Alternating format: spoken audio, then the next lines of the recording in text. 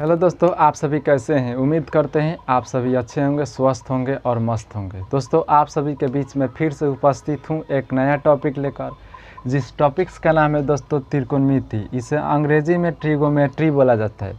जो 10th class में पढ़ते हैं दोस्तों, जो बिहार बोर्ड प्रत्येक साल इस चैप्टर से दोस्तों 20 नंबर का पूछता है दोस्तों। तो चलिए इस चैप्टर के बारे में कुछ अध्ययन करते हैं, इसके बारे में जानते हैं। तो चलिए इसे करते हैं शुरू दोस्तों। देखिए दोस्तों, यह जो त्रिकोणमिति है इसे अंग्रेजी में ट्रिगोमेट्री बोला जाता है। यह जो इंग्लिश में ट्रिगोमेट्री लिखा गया है 3 गो वर्ड से तुड़कर, मतलब उस 3 वर्ड को मिलाकर लिखा गया है। तो इस ट्रिगोमेट्री के बारे में पहले इसके वर्ड के बारे में अध्ययन करेंगे कि कैसे ये तुड़कर बना गया है, विच्छेदन कर बना गया है। देखिए जैसे मैं लिख रहा हूँ ट्रिगोमेट्री, ट्रिगोनोमेट्री। ध्यान से समझिएगा, बहुत बेहतरीन चैप्टर है दोस्तों। तो देखिए दोस्तों, यहाँ पर पहले तो त्रि माने यहाँ पर पहला वर्ड उपयोग गया कि त्रि, और दूसरा नंबर उपयोग किया गया है दोस्तों गोनिया, और तीसरा नंबर उपयोग गया है मेट्रोन। क्या दोस्तों? मेट्रोन। तो दोस्तों आप बोलिए कि ट्रिगोनियो मेट्रोन, इस तीनों को मिलाएंगे तो हमसे प्राप्त होगा हम लोगों के पास ट्रिगोमेट्री। तो ट्री का अर्थ होता है दोस्तों 3, और मेट्रोन का अर्थ होता है कोण, और गोनिया माने कोण, और मेट्रोन का अर्थ होता है माप। फिर से ध्यान दीजिए, ट्री माने 3, गोनिया माने कोण, मेट्रोन माने माप, माने 3 कोण माप। परिभाषा यहीं पर निकल रहा है।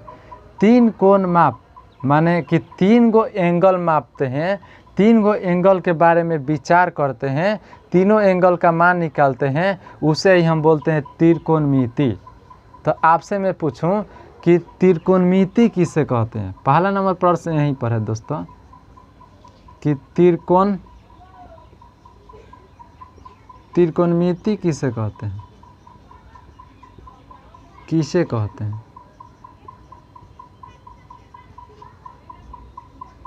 तो आप अभी बताएं कि 3 कोण माप। तो इसे भाषा में सजाइए एक सुंदर से भाषा में। गणित की वह शाखा जिसमें त्रिभुज के कोणों एवं भुजाओं के बारे में अध्ययन किया जाता है उसे हम कहते हैं त्रिकोणमिति। तो यहाँ पर मैं इसे स्पष्ट रूप से लिख सकता हूँ। यहाँ से जो निष्कर्ष भाषा में परिभाषा को मैंने निकाला ट्रिगोमेट्री को तोड़कर, तो मैं यहाँ पर भाषा में लिख रहा हूँ कि गणित की वह शाखा जिसमें त्रिभुज के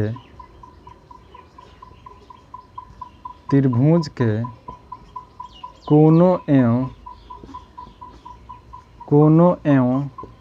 बारे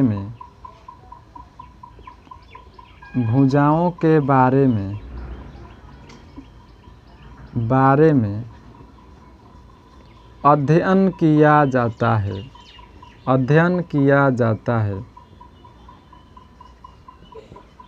अध्ययन किया जाता है उसे त्रिकोणमिति कहते हैं। त्रिकोणमिति कहते हैं। यहाँ से त्रिकोणमिति का परिभाषा मैंने लिख दिया। आई होप आप सभी समझे होंगे इसका परिभाषा। अब एक और बात ध्यान दीजिएगा दोस्तों कि त्रिकोणमिति जो है हमेशा समकोण त्रिभुज में पढ़ते हैं। कौन त्रिभुज में? समकोण त्रिभुज में पढ़ते हैं। तो इस बात को मैं यहाँ पर नोट में लिख रहा हूँ, नोट 1, कि त्रिकोणमिति हमेशा समकोण त्रिभुज में पढ़ते हैं। तो यहाँ पर मैं लिख रहा हूँ त्रिकोणमिति हमेशा समकोण त्रिभुज में पढ़ते हैं। अब आप बोलेंगे कि समकोण त्रिभुज का फिगर चित्र कैसा होता है, तो उसे जानिए दोस्तों। यहाँ पर देखिएगा कि एक कोण 90 डिग्री का होता है समकोण त्रिभुज में। देखिए दोस्तों, यही समकोण त्रिभुज है। तो यहाँ पर जो है इसे एक कोण 90 डिग्री माना जाता है दोस्तों। तो इस एंगल का नाम दिया ABC। अब जो एंगल आप ABC दिए, PQR दे सकते हैं, XYZ दे सकते हैं, आप स्वतंत्र हैं, नाम कुछ भी दे सकते हैं, मगर बुक के हिसाब से देखा जाए तो ABC दिया है, इसलिए मैं चाहत किया कि मैं भी ABC दूं। तो इस पर देखिए, ये जो सबसे बड़ी भुजा है इसे बोलते हैं कर्ण, और जो यहाँ से यहाँ तक है इसे बोलते हैं लंब, और यहाँ से यहाँ तक जो है सोया हुआ इसे बोलते हैं आधार। तो यहाँ पर समकोण त्रिभुज में 3 गो एंगल निकला, कर्ण, लंब, आधार। अब कर्ण को इंग्लिश में क्या बोलते हैं, तो कर्ण को इंग्लिश में क्या कहते हैं, आधार को क्या कहते हैं, लंब को क्या कहते हैं। तो दोस्तों कर्ण को बोलते हैं हाइपोटेनियस, और आधार को बोलते हैं बेस, और लंब को बोलते हैं दोस्तों परपेंडिकुलर। अब डिनोट इसे किया जाता है दोस्तों कि फर्स्ट ऑफ ऑल कर्ण को हम लिख सकते हैं H, क्योंकि इतना बड़ा वर्ड तो नहीं लिखेंगे जहां आप सवाल को बनाएंगे, सॉल्व करेंगे, इसलिए यहां से आप H इसे दर्शा सकते हैं, H से कर्ण, और यहां से आप B को बेस बोल सकते हैं, आधार बोल सकते हैं, 12 जो पहला लेटर है, और परपेंडिकुलर को P बोल सकते हैं। तो PBH 3 गो एंगल समकोण त्रिभुज में मैंने आप सभी को बताया। और समकोण त्रिभुज है, इसके बाद एक चीज़ और पढ़ना है, पाइथागोरस प्रमेय। क्या दोस्तों, पाइथागोरस प्रमेय। पाइथागोरस प्रमेय का उसका मेन जो काम है कि 2 गो एंगल देगा, तीसरा एंगल नहीं देगा, बोलेगा तीसरा एंगल आप निकालिए, फिर यहाँ ये दोनों एंगल दे देगा, ये बोलेगा कर्ण निकालिए, यानी कि 3 गो एंगल है, उसमें से 2 गो एंगल देगा, एक निकालना है, फिर 2 गो दे देगा, एक निकालना है, कभी तीनों दे देगा तो साइन थीटा और कॉस थीटा का वैल्यू पूछ सकता है। तो देखिए, इसके बाद हम जानेंगे कि पाइथागोरस प्रमेय क्या है, किसे है, उसका परिभाषा जानेंगे। तो यह सभी आप समझे होंगे, तो उम्मीद करते हैं समझे होंगे। तो चलिए आगे की तरफ बढ़ते हैं दोस्तों। इसके बाद हम जानेंगे पाइथागोरस प्रमेय। पाइथागोरस प्रमेय, इसका भी परिभाषा जानेंगे दोस्तों। पाइथागोरस प्रमेय से आप क्या समझते हैं, पाइथागोरस प्रमेय किसे कहते हैं, उसका परिभाषा लिखिए। देखिए दोस्तों, ज़रा यहाँ पर फिगर पर ध्यान दीजिएगा। पाइथागोरस प्रमेय किसी समकोण त्रिभुज में, यह समकोण त्रिभुज है, इसका परिभाषा में इसका निकाल रहा हूँ। किसी समकोण त्रिभुज में कर्ण का वर्ग अन्य 2 भुजाओं के वर्गों के योगफल, ध्यान दीजिएगा, कर्ण का वर्ग कर देगा और इसका वर्ग कर इसे जोड़ देगा और कर्ण अकेला रहेगा, इसे ही हम बोलते हैं पाइथागोरस प्रमेय। तो परिभाषा में लिख सकते हैं आप कि किसी समकोण त्रिभुज में, किसी समकोण त्रिभुज में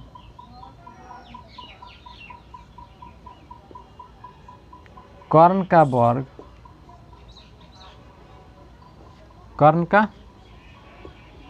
वर्ग अन्य 2 भुजाएं, अन्य 2 भुजाओं के वर्गों के योगफल, वर्गों के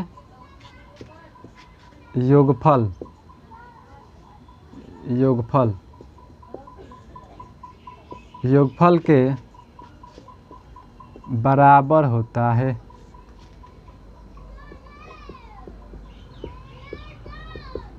उसे ही पाइथागोरस प्रमेय कहते हैं, समझते हैं दोस्तों।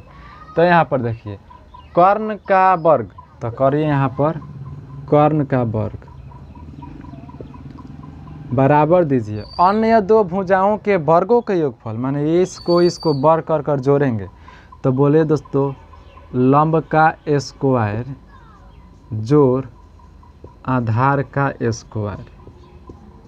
अब देखिए, अब कर्ण को किस चीज़ से डिनोट करते हैं, H से, तो H का स्क्वायर बराबर लंब को p से तो p का स्क्वायर प्लस में आधार को b से तो b का स्क्वायर। यही है पाइथागोरस प्रमेय। दिस इज द पाइथागोरस प्रमेय, पाइथागोरस थ्योरम। देखिए दोस्तों, तो अभी मैं समझा दिया कि पाइथागोरस प्रमेय क्या है, त्रिकोणमिति किसे कहते हैं। अब इसके बारे में हम चर्चा करेंगे कि त्रिकोणमिति जो है, त्रिकोणमितीय निष्पत्ति कितनी होती है, नाम बांटा गया है। तो यहाँ से मैं उसके बारे में अध्ययन करूँगा दोस्तों, कराऊँगा। नाम दिया गया है त्रिकोणमिति निष्पत्ति कितना होता है दोस्तों। नाम ज़रा ध्यान से सुनिएगा। त्रिकोणमितीय निष्पत्ति कितना होता है। त्रिकोणमितीय निष्पत्ति कितने होते हैं, कितने होते हैं। तो दोस्तों त्रिकोणमितीय निष्पत्ति 6 होते हैं। कितने होते हैं दोस्तों? 6 होते हैं। पहला नंबर ध्यान से सुनिएगा दोस्तों, फर्स्ट ऑफ ऑल में साइन थीटा, पहला नंबर साइन थीटा। दूसरा नंबर कॉस थीटा। तीसरा नंबर टेन थीटा। चौथा नंबर कोसेक थीटा। पांचवा नंबर सेक थीटा। और फर्स्ट लास्ट में है अंतिम कॉट थीटा। यही जो है त्रिकोणमितीय निष्पत्ति 6 होते हैं। Sine theta, cos theta, tan theta, cosec theta, sec theta, cot theta. ये आप लोग इसे याद कर लीजिएगा। अब इसके बाद हम जानेंगे कि साइन थीटा, यहाँ पर जो समकोण त्रिभुज के बारे में अभी मैं बताया था दोस्तों, इसे कर्ण बोलते हैं, इसे लंब बोलते हैं, इसे आधार बोलते हैं, और इसे b से सूचित करते हैं, और परपेंडिकुलर p से हाइपोटेनियस s से नामकरण किया गया है कि साइन थीटा का वैल्यू इसमें से कौन कौन एंगल को उठाएंगे तो साइन थीटा का मान हो जाएगा, कॉस को कौन कौन एंगल से उठाएंगे तो कॉस का मान हो जाएगा, और टेन को और कॉट को और कॉसे को किस किस से निरूपित किया जाएगा कि उसका मान निकल जाएगा। तो ध्यान दीजिएगा, साइन थीटा जो होता है दोस्तों, साइन थीटा p/h होता है। नामकरण किया गया p/h, यानी ये मान और ये मान साइन थीटा के बराबर होगा। तो p/h में लिख सकता हूँ। यहाँ पर बात आ गई कॉस की। कॉस थीटा b/h होता है, तो b यहाँ पर है और h यहाँ पर है, तो मैं यहाँ पर लिखूँगा b/h। अब आ गई बात टेन थीटा की। तो टेन थीटा क्या है दोस्तों? p/b होता है, तो p यहाँ पर है, b यहाँ पर है, तो p/b यहाँ पर बराबर छूट गया है। अब जब ये 3 आप याद कर लिए तो ये 3 अपने से याद होगा। कैसे? क्योंकि ये जो 3 गो आप एंगल देख रहे हैं, sine cos tan, sine cos tan, तो आपसे कोई पूछ सकता है रेसिप्रोकल माने उल्टा, कि साइन थीटा दोस्तों रेसिप्रोकल पूछ सकता है कि साइन थीटा का उल्टा क्या होता है। ये रेसिप्रोकल का सिंबल है, चिन्ह है। तो साइन थीटा का उल्टा होता है दोस्तों कोसेक थीटा, और कॉस थीटा का उल्टा होता है दोस्तों सेक थीटा, और टेन थीटा का उल्टा होता है दोस्तों कॉट थीटा। तो आप बताइए, यहाँ पर एक एग्जाम्पल मैं ले रहा हूँ, 3/4 का उल्टा 4/3 होगा, माने उसका मान पलट जाता है। सेम इसी प्रकार साइन थीटा p/h है, इसका उल्टा क्या होता है? कोसेक थीटा, तो इसका मान भी पलट देंगे pbh में, तो इसका मान क्या हो जाएगा दोस्तों? b/h/p। फिर इसका उल्टा होता है सेक, तो इसका मान पलटिए h/b। फिर इसका मान होता है p/b, इसका मान पलटिए तो b/p। इस प्रकार से sine theta, cos theta, tan theta, cosec theta, sec theta, cot theta के एंगल कैसे निकलेगा और रेसिप्रोकल उसका उल्टा क्या होता है मैंने बता दिया। मान लीजिए कहीं देगा कि साइन थीटा का मान दिया है दोस्तों, साइन थीटा का मान दिया है 1/2, आपसे पूछ दिया कोसेक थीटा, तो अरे भाई कोसेक थीटा पूछा है तो इसको पलट दीजिए 2/1 = 2 होगा। ऐसे ही होता है, इसमें भी p बटा h इसे पलटिए भी h बटा p होगा। इस प्रकार से आप इस मान को प्लॉट कर साइन से कॉसेक, कॉस से सेक, टेन से कॉट निकाल सकते हैं स्वतंत्र रूप से। चलिए इसके बारे में अध्ययन करते हैं और गहराई से। दोस्तों इसके बारे में अब इसके कुछ सूत्र के बारे जानेंगे। ये भी सूत्र था दोस्तों, और कुछ सूत्र है उसे हम जानेंगे।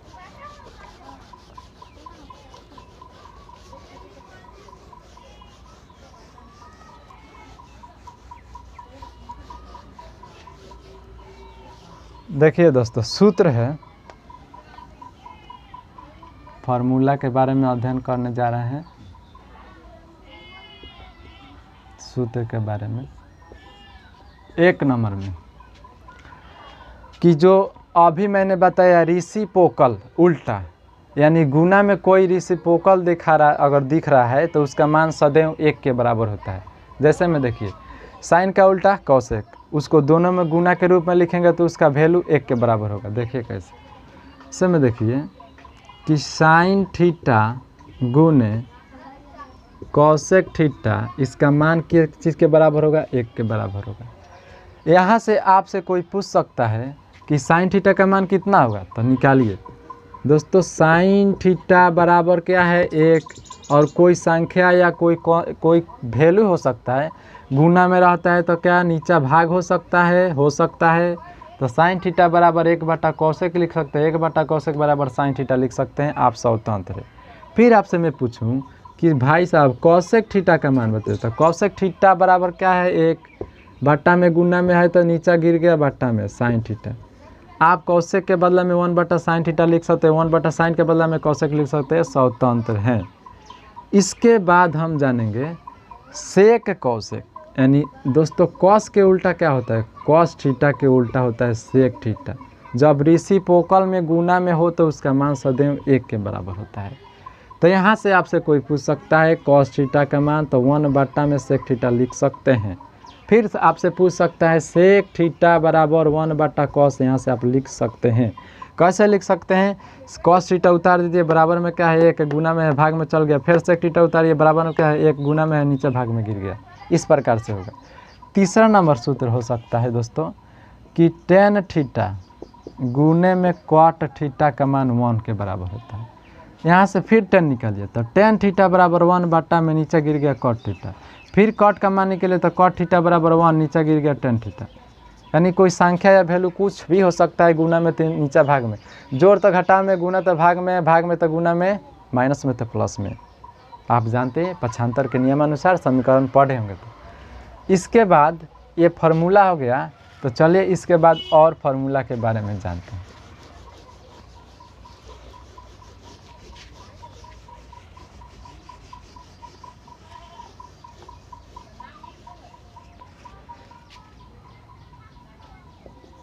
दोस्तों स्क्वायर में साइन कॉस के रिलेशन में यदि स्क्वायर दिख रहा है तो उसका भी मान 1 होता है। क्या होता है दोस्तों? 1 होता है। तो देखिए दोस्तों, साइन स्क्वायर थीटा प्लस में कॉस स्क्वायर थीटा का मान 1 के बराबर होगा। क्या चीज़ के बराबर होगा? 1 के बराबर होगा। तो यहाँ से ज़रा ध्यान दीजिएगा, यहाँ से भी आपसे कोई पूछ सकता है कि साइन थीटा का मान, साइन स्क्वायर थीटा का मान, कॉस थीटा का मान, कॉस स्क्वायर थीटा का मान क्या होगा? तो यहाँ से देखिए साइन स्क्वायर थीटा बराबर में क्या है? 1, ये प्लस में है, इधर आएगा तो माइनस में हो जाएगा कॉस स्क्वायर थीटा। केवल यदि साइन आपसे कोई पूछे तो यहाँ से केवल साइन थीटा निकालिए। साइन थीटा बराबर स्क्वायर है, स्क्वायर यदि रहता है तो इधर आता है तो रूट हो जाता है, तो रूट लगाइए और सुंदर से जो है इसे इसमें लिख लीजिए। एक सूत्र आ गया साइन थीटा का कि साइन थीटा बराबर सूत्र होता है साइन थीटा बराबर √1 माइनस कॉस स्क्वायर थीटा। फिर इसके बाद आप जानेंगे कि कॉस स्क्वायर थीटा का मान यदि कोई पूछ दिया तो कॉस स्क्वायर थीटा बराबर में क्या है? 1, ये प्लस में है, इधर आएगा तो काथी में हो जाएगा? माइनस में। केवल कॉस निकाल कर दिखाइए, तो केवल कॉस थीटा निकालिए तो रूट इधर लग जाता है 1 माइनस में साइन स्क्वायर थीटा, तो कॉस थीटा का मान यहाँ से मैंने निकाल दिया। तो यहाँ पर आप 2 सूत्र इम्पोर्टेंस देख चुके हैं। इसके बाद एक और बात ध्यान दीजिएगा टेन थीटा हमेशा बराबर होगा दोस्तों साइन थीटा बटा कॉस थीटा के बराबर होगा। कॉट थीटा जो हमेशा बराबर होगा कॉस थीटा बटा साइन थीटा के बराबर होगा दोस्तों, यह सूत्र। चलिए इसे मिटाते हैं।